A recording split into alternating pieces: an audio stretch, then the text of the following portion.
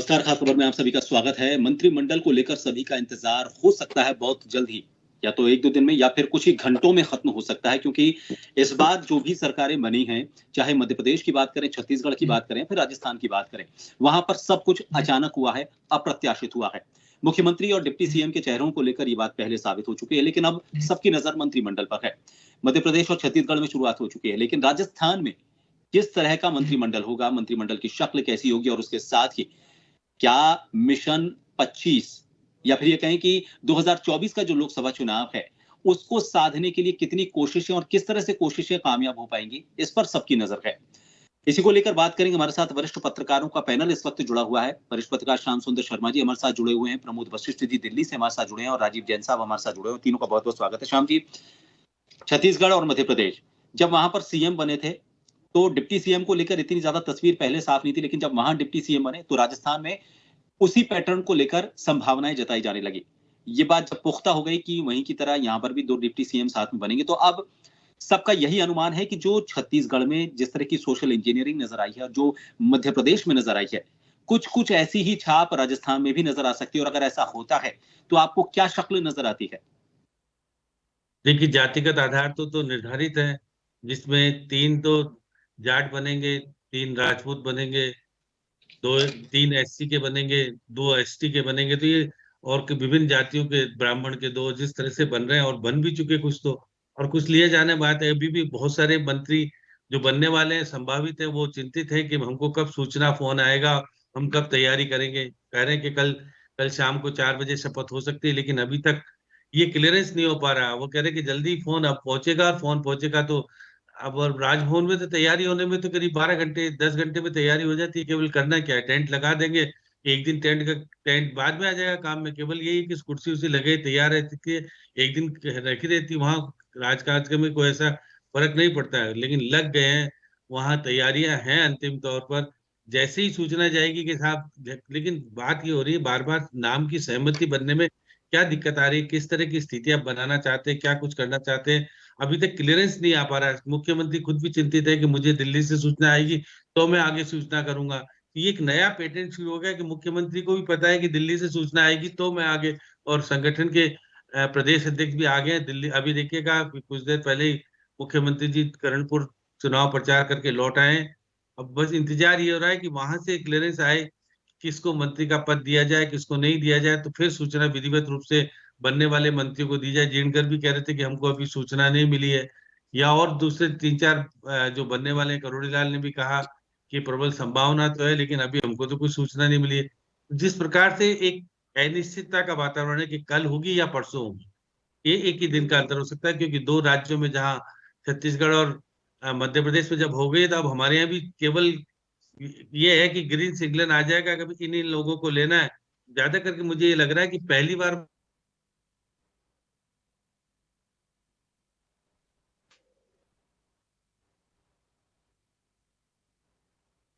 पीछे शायद कोई तकनीकी खामी आ गई है, इस वजह से उनकी आवाज हम तक नहीं पहुंच पा रही है। प्रमोद जी, इनके पास वापस लौटेंगे जब ये जुड़ेंगे तब।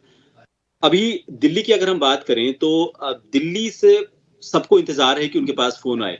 जब अगर हम सीएम और डिप्टी सीएम की बात करें, चाहे तीनों राज्यों में, बिल्कुल तीसरी और चौथी पंक्ति में खड़े जो विधायक थे, अचानक उनको कुछ देर पहले पता चलता है कि उनको किस पद की जिम्मेदारी संभालनी है। अब यहाँ पर जो विधायक हैं वो इंतजार कर रहे हैं, क्योंकि उनको कपड़े सिलवाने हैं, सूट वूट की नाप देनी है, उसमें भी वक्त लगता है। कपड़े वपड़े खरीदने के लिए बाजार अगर जाना है तो उसमें भी टाइम चाहिए। सबको ये इंतजार है कि पहले जल्दी से जल्दी उनको पता चले। क्या लगता है कि दिल्ली से जो नाम है आएंगे, वो बाकी जगहों की तरह एन वक्त पर ही पता चल पाएंगे? खुद उन विधायकों को ये बात उस वक्त पता चल पाएगी कुछ देर पहले कि उन्हें मंत्री पद की शपथ लेनी है? नहीं ब्रो जी, अभी ऐसा लग रहा है कि कल 2 बजे के करीब 11 से 2 तक ये मंत्रिमंडल का मतलब यहाँ विस्तार हो सकता है निश्चित रूप से। और दिल्ली के यहाँ से बताया जा रहा है कि लिस्ट तैयार है, बिल्कुल मोहर लग चुकी, सब कुछ कंप्लीट हो चुका है। अब ये देर रात तक शायद सूचनाएं उनको दे दी जाएंगी कि कौन कौन जो मंत्री बन रहा है। इस पर जिस एक दिन पहले जैसे मध्य प्रदेश में कर दिया था कि, और ये सूचना मिली है कि 17 मंत्री शायद बना रहे हैं, 17 और 3 20 10 खाली रखेंगे, ऐसी सूचनाएं मिल रही है। सबको पड़ेगा तो क्या है, कपड़े तो उन्होंने सिलाई लिए होंगे, चुनाव में कुर्ते पजामे पड़े होंगे कलप वलप दिला के, तो नहीं, निश्चित रूप से इसमें कोई वो नहीं है। हाँ, लेकिन एक पेज यहाँ जरूर मंत्रिमंडल में फंसा बताया कि जैसे कुछ वरिष्ठ नहीं आना चाह रहे, बताइए कि भाई मंत्रिमंडल में हम किस पद पर आए, लेकिन उन्होंने जो कैलाश विजयवर्गीय उनको मिनिस्ट्री में एमपी में लिया, तो उससे एक बड़ा मैसेज गया कि भाई राष्ट्रीय महासचिव हैं, सीनियर लीडर हैं, उनको मंत्री बनाया, और वो राजी भी हो गया, उन्होंने कोई ना नुकर किसी तरह की नहीं करी अपने जूनियर के नीचे। तो अब राजस्थान में भी ऐसा लग रहा है कि संभवतः अब मंत्री करोड़ी लाल जी अरे मना दिए जाए, लेकिन पोर्टफोलियो का लेकर बड़ा असमंजस रहेगा। और जहां तक दिल्ली गलियारों की सूचना है, तो बिजली और गृह बताते हैं कि ये खुद न रखने की इच्छा जाहिर करी है कि संभवतः लोकसभा तक शायद मुख्यमंत्री जी के पास ये पद, ये विभाग रहे। ऐसा गृह मंत्रालय किसी को देने की अभी चर्चाएं नहीं है कि विवाद ना हो लोकसभा चुनाव तक। और कुछ एक सीनियर लीडर को ये भी सुना है कि डिप्टी स्पीकर में भी उनको लेने की वो उन्होंने की है तैयारी। तो निश्चय अब तो खुलने ही वाला है पत्ते, लगता है कि 9 बजे तक शायद पूरा ये पता लग जाएगा कि कौन कौन मंत्री बन रहा है। और 11 बजे भी शपथ हो सकती है, 2 बजे भी हो सकती है। हाँ, ये पता लगा कोई सीनियर शायद लीडर ना आए दिल्ली से, अब जैसे वो वाली, तो मुश्किल है कि अगर प्रभारी हो सकते हैं, प्रभारी तो आ ही जाएंगे, प्रभारी का तो कोई वो नहीं, लेकिन और शायद सीनियर ना आए। लेकिन अब तो कोई ऐसी बड़ी बात नहीं है कि भाई बस अब तो सूचनाएं जानी है। और मंत्रिमंडल का तो लगभग पूरी तरह हो चुका है जातिगत, और हर तरह से उन्होंने संतुलन साध के बड़ा मंथन करके, क्योंकि कल एमपी का हुआ तो एक दिन का समय लगेगा, कल राजस्थान का हो जाएगा। तो देखते हैं कि क्या स्थिति स्पष्ट होती है, कौन नए चेहरे आते हैं या पुराने को लिया जाते हैं, किस तरह का साधा गया है समीकरण, ये देखना। राजीव जी, जो ओबीसी का और संतुलन वहां पर बैठा है, बाकी 2 राज्यों की बात करें, 9 में से मेरे ख्याल से 6 ओबीसी हैं छत्तीसगढ़ में, और वहां 28 जो बनाए हैं, 28 में से आधे के आसपास लगभग 12 ओबीसी से हैं। राजस्थान में आपको क्या लगता है, अगर 17-18 के आसपास हम मान के चले, तो 17-18 का अगर हम उसके आसपास भी चलते, 50% के आसपास लेते, तो 9-10 के आसपास ओबीसी जो हैं उनकी वहां पर भूमिका नजर आ सकती है मंत्रिमंडल में? देखिए, निश्चित रूप से ओबीसी, जातीय और क्षेत्रीय संतुलन, ये दोनों चीजों पर पूरा होमवर्क किया गया है भारतीय जनता पार्टी के केंद्रीय नेतृत्व। और मुझे लगता है कि जो 2024 में 25 सीटों का जो मिशन जो आप कह रहे थे, उसको ध्यान में रखते हुए तो हर क्षेत्र से मंत्रियों को बनाया जाना करीब करीब सत्य है। मुझे लगता है कि 20 के आसपास ये मंत्रिमंडल के सदस्यों की संख्या रहेगी। 3 पहले ही है, 3 में से 2 तो जयपुर शहर विधान लोकसभा सीट को कवर करते हैं, 1 अजमेर लोकसभा सीट को कवर करते हैं, और विधानसभा स्पीकर जो बनाए गए हैं वो भी अजमेर लोकसभा सीट को कवर करते हैं। तो इस हिसाब से 2 लोकसभा सीटें तो कवर हो जाती है, बाकी बची 23 लोकसभा सीटों का उनका संतुलन बैठाया जाएगा।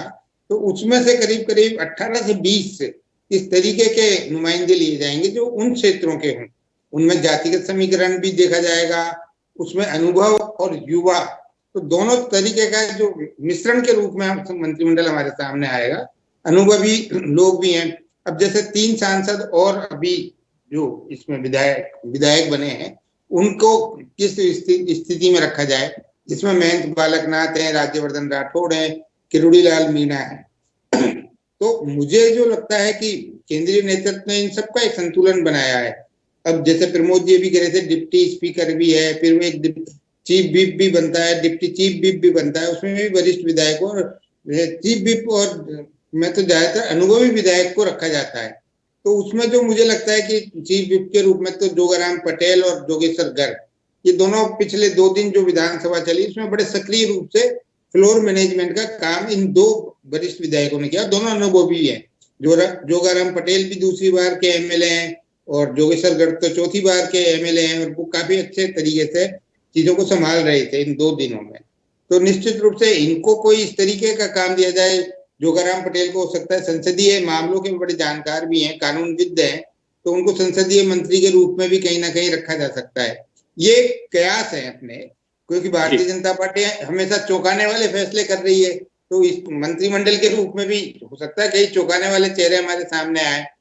तो निश्चित रूप से इन सब चीजों का संतुलन देखा जा रहा है। क्षेत्रीय जो संतुलन है उसको एक बैलेंस बनाया जा रहा है। और भारतीय जनता पार्टी ने अपने जिलाध्यक्षों से भी जो विधायक चुने गए हैं उनकी पूरी एक प्रोफाइल भी मांगी है, उनका बैकग्राउंड मांगा है, उनकी क्या भूमिका रह सकती है लोकसभा चुनाव में, उनका जातिगत आधार उस इलाके में किस रूप में है, और यदि उनको कोई पद दिया जाता है तो वो अपना फैलाव किस रूप में कर सकते हैं। भाजपा इस बार एक और नई चीज देख रही है कि नए लोगों को, अब जैसे मुख्यमंत्री डिप्टी सीएम बिल्कुल नए लोगों को बनाया, नए चेहरे हैं। प्रेमचंद बेरवा और दिया कुमारी एक बार दूसरी बार विधायक बने हैं, और मुख्यमंत्री जी तो स्वयं पहली बार ही बने हैं। तो ये एक मतलब बड़ा प्रयोग है भाजपा का। तो मुझे लगता है कि वो प्रयोग के रूप में राजस्थान को इस बार पूरे देश में भाजपा एक मॉडल स्टेट के रूप में प्रयोग के तौर पे देखना चाहती है कि यहाँ नए लोगों की एक टीम खड़ी करके कि भविष्य की राजनीति को 10-15-20 साल की राजनीति को वो कहीं ना कहीं एक टारगेट करके चलना चाहती है कि राजस्थान ऐसा प्रदेश है यहाँ हर 5 साल में सरकार बदल जाती है। तो सरकार इसलिए बदलती है कि पुराने चेहरे से वो सरकार रिपीट नहीं करा पाए। वसुंधरा राजे रही 2 बार, वो दोनों बार हारी इस तरीके से। तो भाजपा एक नया प्रयोग कर रही है, क्योंकि भाजपा जो मौजूदा नेतृत्व है भाजपा का बड़ा जोखिम लेने वाला है, वो रिस्क बहुत लेता है। तो उसने राजस्थान के संदर्भ में बड़ी भारी रिस्क ली है। अब वो रिस्क का 2 ही नतीजे होते हैं, या तो सफल होती है या असफल होती है। और केंद्रीय नेतृत्व तो मजबूत है, तो वो चाहेगा कि उसके बनाए हुए मुख्यमंत्री कहीं ना कहीं सफल हो।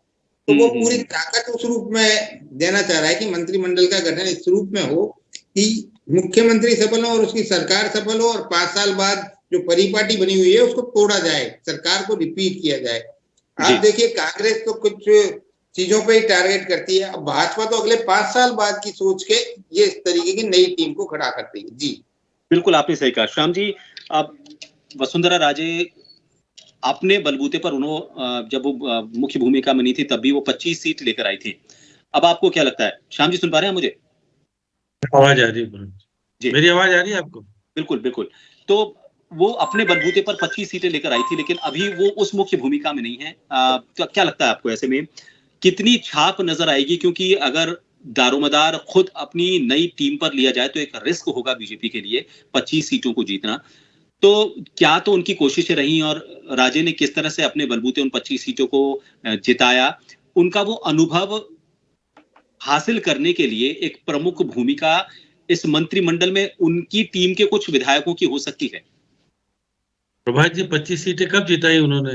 ये तो मोदी के नाम पे जीते, वसुंधरा के नाम पे नहीं जीते। वसुंधरा की सरकार चली जाने के बाद भी 25 सीटें जीती उन्होंने। तो इसलिए वसुंधरा के नाम पे कुछ नहीं है, वसुंधरा के नाम से जीतेंगे नहीं। वो तो अपने बेटे की सीट जिता ले वो ठीक है, बाकी को तो आपने देखा, जो आपने देखा सिनेरियो 115 क्यों आई, 15 आने का बहुत सारे कारण है। तो इसलिए दिखेगा कि नए लोगों को देखिए तरजीह देने की बात बार बार आ रही है। निश्चित तौर पर मान के चलेगा, जिस तरह से राजीव जी ने सही कहा कि देखिए उनको ज्यादा फर्क पड़ने वाला नहीं है, कोई मंत्री बने नहीं बने, कोई नाराज हो नहीं हो, लेकिन कोशिश हो रही है कि भाई कुछ जैसे मैंने कोडूडीलाल ने कहा कि अब मैं राजी बन जाऊंगा। क्योंकि देखिएगा जब वहां विजय वर्गीय को और आप देखिएगा विधानसभा अध्यक्ष तोमर को बना दिया, वो तो बड़े अलग तरह से खेल कर रहे थे। यहाँ तो वसुंधरा जी कह रहे थे आप भी विधानसभा अध्यक्ष बन जाओ, नहीं बनी, रमन सिंह बनी गए ना। तब देखिएगा वसुंधरा जी अपनी तौर तरीका अपना दी, क्योंकि उनके रमन सिंह के लड़के भी पार्लियामेंट के मेंबर हैं। अब वसुंधरा की नहीं है, बस उनके भी है, तो उनका बन जाओ, तो और उसके बाद अपने बेटे की राजनीति सही सलामत रहेगी। अब यहाँ की स्थिति भी देखिएगा जिस प्रकार से मंत्रियों की सूची तो लंबी चौड़ी बनी पड़ी है, मंत्री कौन नहीं बनना चाहेगा। अब देखिए कपड़े अपने सिलवाने पुरानी बातें होती थी, आजकल तो जाओ 10 मिनट बाद आपको सूट नाप का और ढंग का सूट मिल जाता है, ब्रांडेड सूट बहुत मिलते हैं।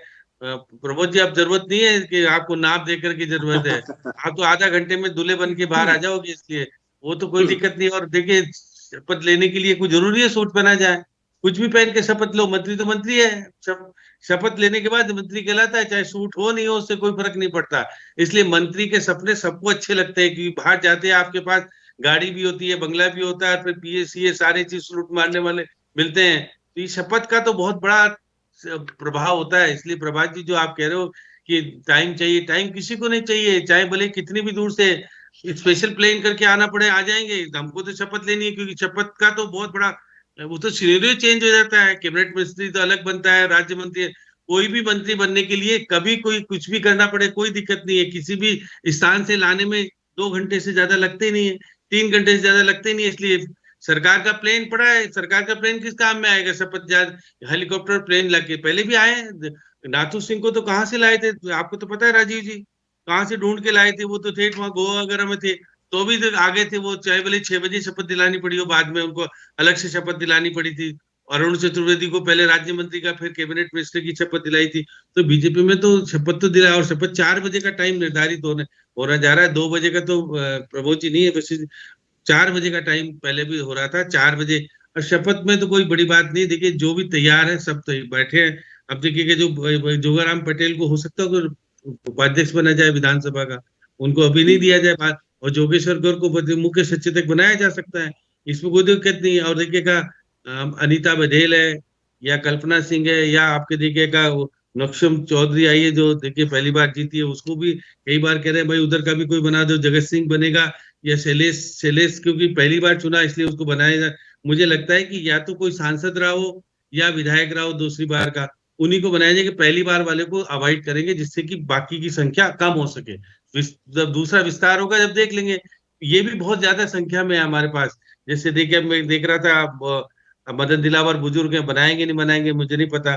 करोड़ीलाल मीणा की तो बात है, बाबूलाल खराड़ी की बात है, जब्बर सिंह खर्रा है।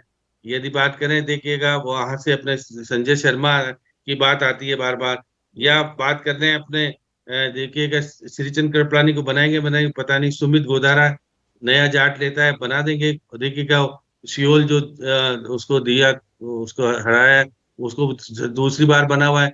पहली बार वालों को अवॉइड करके एक से अधिक बार जो जीता हुआ है, चाहे भले पार्लियामेंट मेंबर हो, चाहे हो सकता है राज्यवर्धन सिंह का नंबर आ जाए, क्योंकि हमको चाहिए अनुभवी, हो सकता है राज्यवर्धन सिंह का, बालकनाथ का नंबर आ जाए। ये तो क्योंकि पहले पार्लियामेंट मेंबर है इसलिए बनाया जा सकता है इनको। ये पहली बार जीते हुए विधायक जरूर बने पहली बार, लेकिन पहले सांसद रह चुके, इसलिए इनकी सीनियरिटी अलग हो जाती है। तो वहां वहां वहां देखिए मध्य प्रदेश में 5 को बना दिया, 2-3 को नहीं बनाया। अब यहाँ राजस्थान में 1 को तो बना दिया, अब 2 को और बना सकते हैं, कोई दिक्कत नहीं, इसमें दिक्कत कहाँ आ रही है? करोड़ीलाल की तैयारी है ही, और 1 को राज्यवर्धन सिंह को बनाया, बालकनाथ को बनाया, किसी को भी 1 को बना करके कहा जा सकता। सारी जातिगत आधार सारा ध्यान रखा जाएगा, कि ऐसा नहीं किसी एक जाति इसको, जैसे कि मैं देख रहा था वो जो को गहलोत रहता है ना, अविनाश गहलोत, उसको भी बनाया जा सकता है, जो कि वो उनकी ओम जी का सिफारिश है। तो ओम माथुर की सिफारिश, ओम बिरला की सिफारिश, जगदीप धनखड़ की सिफारिश, भूपेंद्र यादव की सिफारिश। हमारे यहाँ तो सिफारिश करने वाले बड़े बड़े लोग वहां बैठे हैं कि हमारे 2-2 1-1 लोग आ जाए, तो हमारी भी स्थिति सुधर जाए इस तरह से। क्योंकि राजस्थान में सिफारिश करने वाले बड़े लोग हैं, सुनील बंसल का भी कोई आदमी हो सकता है। तो ये देखिएगा जितने बड़े लोग राजस्थान से संबंधित हैं, मध्य प्रदेश में तो खुद ही बन गए, यहाँ खुद नहीं बनेंगे। यहाँ कुछ किसी ने किसी की सिफारिश के आधार पर कोई ना कोई बनेगा। और देखिए वहां कौन सिफारिश कर सकता है? वही कर सकता है जिसकी चलती होगी। बाकी तो कोई अमित शाह और नरेंद्र मोदी के यहाँ तो कोई हिम्मत ही नहीं करेगा सिफारिश करते। जेपी नड्डा की सिफारिश कितनी काम आएगी मुझे नहीं पता, और अमित शाह की सिफारिश निश्चित रूप से काम आएगी। देखिए मुख्यमंत्री बने तो अमित शाह के पसंदीदा बने। तो अब ये सारी बातें हैं कि अब ये भी चाहेगी वसुंधरा जी की मेरा भी कोई एक आध बन जाए। तो देखिएगा कि पुष्पेंद्र सिंह राणावत बने या गजेंद्र सिंह खीवसर बने, ये सब चीज बहुत सारे नाम ऐसे हैं जो पहले बन चुके हैं और तैयारी करके बैठे हैं कि भाई हमारा तो कोई बात नहीं, बनाओ सही कम से कम। तो बनने के लिए कोई मना नहीं करेगा। और देखिएगा निश्चित एक बार बन जाने के बाद देखिएगा विधानसभा के चुनाव हो जाने के बाद लोकसभा का चुनाव बहुत नजदीक है, कोई बहुत दूर नहीं है। तो इसका मतलब है कि लोकसभा का चुनाव इस मंत्रिमंडल से कोई ज्यादा फर्क पड़ने वाला नहीं है। मंत्री तो मोदी जी का चेहरा ही काम आएगा, और मोदी जी कितने जीत करके ला सकते हैं, क्या रणनीति बताएंगे, वो तो वही जाने। लेकिन हाँ, मंत्रिमंडल में कुछ देरी जरूर हो रही है, लेकिन देरी इसलिए नहीं हो रही है क्योंकि अभी मध्य प्रदेश का कल बना है, तो हो सकता हो कि बुधवार को नहीं तो गुरुवार को सही, इतना ही देरी होगी अब। लेकिन तैयारी है, अब केवल सूचना जानी बाकी है। अब रात को जाए कब जाए, सब इंतजार करने के लिए बैठे, सब जयपुर आ चुके हैं, कोई नहीं बाहर है। जिसको संभावित है ना, सब जयपुर में आ गए। उनको पता है कब आ जाए और मेरा नंबर चूक जाए, इसलिए चूकेगा कोई भी नहीं, सब जयपुर में बैठे हैं।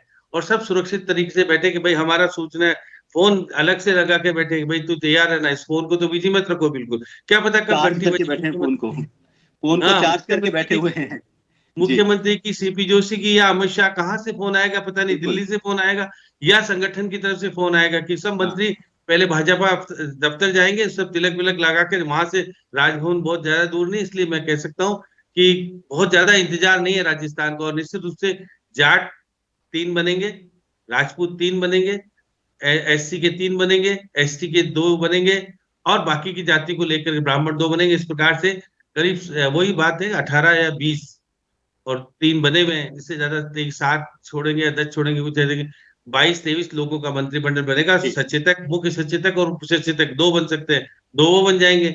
और उसके अलावा देखिएगा कि उपाध्यक्ष बनना होगा तो बाद में बनेगा, वो तो जब सेशन चलेगा उसके बाद में, वही भी विधानसभा चुनाव के बाद, आप लोकसभा चुनाव के बाद ही उपाध्यक्ष बनेगा, पहला नहीं बनेगा। तो इसलिए देखिएगा जिस प्रकार की स्थितियां हैं, बहुत सारी चीजें हो चुकी है, बहुत सारे आरोप जी प्रत्यारोप कांग्रेस लगा चुकी है, भाई क्यों मंत्रिमंडल नहीं बना रहे हो आप बैठ करके 24 दिन से। अगर यही सब चल रहा है, अगर मुख्यमंत्री अकेले ही चलाते रहेंगे और इनको भी पोर्टफोलियो नहीं दिया, 2 बन गए तो भी, तो एक थोड़ी काम सी अटके हुए, स्थिति जी विभागों के काम अटके हुए, लोगों को इंतजार है, ऑर्डर तो निकल रहे हैं, लेकिन विभाग में विकास को लेकर किस तरह से काम होगा इसको लेकर जरूर अपेक्षा है। प्रमोद जी, सोशल इंजीनियरिंग को लेकर तो कुछ आंकड़ा बता भी दिया है, श्याम जी ने बताया, राजीव जी ने बताया, लेकिन अनुभव और ऊर्जा, जैसा उन्होंने बताया, अभी राजीव जी ने कहा था कि ऊर्जावान ज्यादा, मतलब यानी कि यूथ फेस ज्यादा हो सकते हैं, क्योंकि लॉन्ग प्लानिंग है, ऐसी प्लानिंग है जिसमें अगले 10-15 साल तक चेहरे जो हैं वो मैदान में डटे रह सके। आपको किस तरह का बैलेंस नजर आता है इस मंत्रिमंडल में? अनुभव और ऊर्जा की बात करें हम, जो बुजुर्गवार हैं उनकी बात करें, जिनका अंतिम ये सोपान हो सकता है राजनीति का, लेकिन युवाओं को भी उसमें तरजीह देनी की, तो किस तरह का बैलेंस रख सकते हैं मंत्रिमंडल में?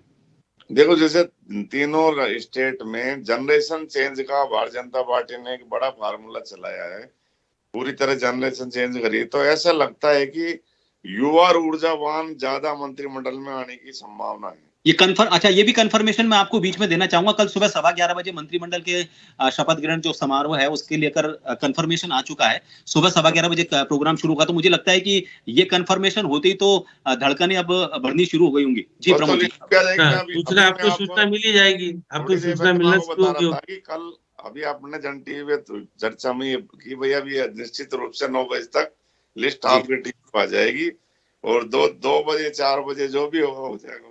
नहीं, अब तो 11:30 बजे तय हो गया, सुबह 11:30 बजे का टाइम तय हो गया।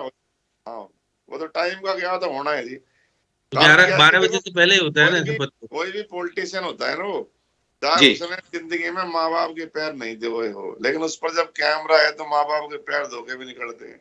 बहुत से काम होते हैं, देखो, तो चाहे जिंदगी में ना धोए हो, सुबह छू तो लेते हैं, लेकिन जब कैमरा फोकस में आ जाए तो फिर चरणामत ली जाती है।